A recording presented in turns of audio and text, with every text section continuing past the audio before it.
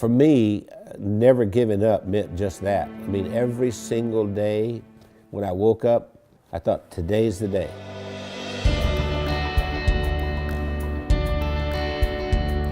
I was the second son in a sharecropper's family, and a sharecropper means that you don't own anything. I mean, you work for someone else who's the landowner.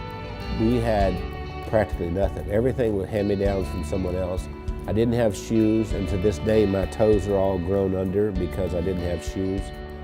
I remember I had this encounter with my mother, and I said, you know, tell me you love me, and she didn't do it. And so I went down and I sat on this creek bank and I thought, you know what? I don't care if anybody loves me, I love me. I made a list of goals that I wanted to accomplish, and they were laughable because I didn't even have 2 nickels to rub together, but my first goal was I was going to be a millionaire by the time I was 35. Number 2, I was going to have food to eat because we were always hungry. I mean, my little brother and I used to make mud pies to stop the hunger pains, and I was going to travel all over the world.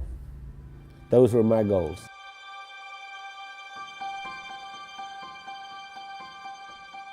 I've learned everything from working with Randy.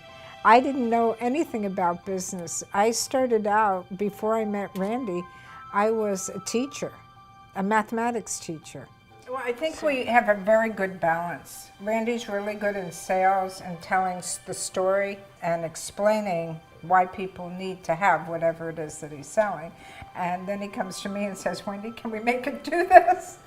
And I have to get it done. We started working together, and we were together all the time doing things, and that we just, you know, couldn't be without each other. Yeah, once she got exposed to me, it was downhill from there. I mean, she could not last a day without me. That's probably true. That's what the COO does here. Does hair? She preps me. Spit on it, honey, like you used to do. I never spit. We retired a few times. Did he tell you that? We've tried retirement 3 times, but we never figured out exactly how to do it because we've worked all of our lives. We took a year and we traveled around the world. Then when the decision of the day became, where are we having breakfast? I thought, we're in trouble. If I were giving you advice and you were meeting Wendy for the first time, I would tell you, don't get your feelings hurt if she uses her phone while she's meeting with you. Hey, Kim. Hey, Chris. Okay. I'll see you in the morning. All right, bye. Bye-bye. I kind of feel like a triage nurse at a hospital. And every week I go in and I reprioritize. No, I'm not approving that.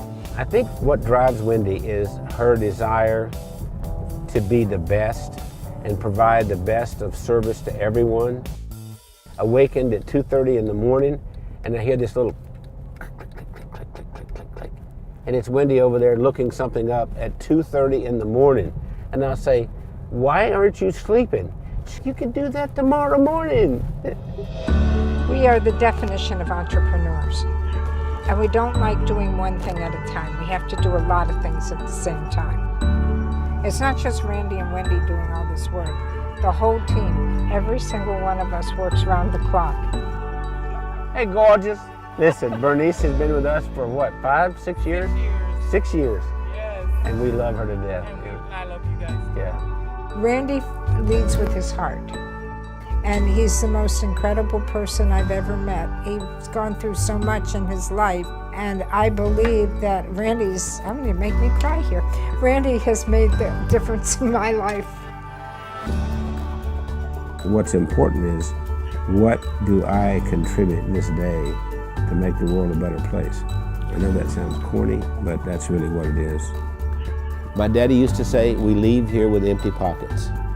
The other thing my dad said is that when you leave, you'll be accountable for 2 things. 1, how did you treat Mother Earth? And 2, how did you treat the people on Earth? I feel that I have found joy and that I've given joy, and I think there's a lot more joy that we can give.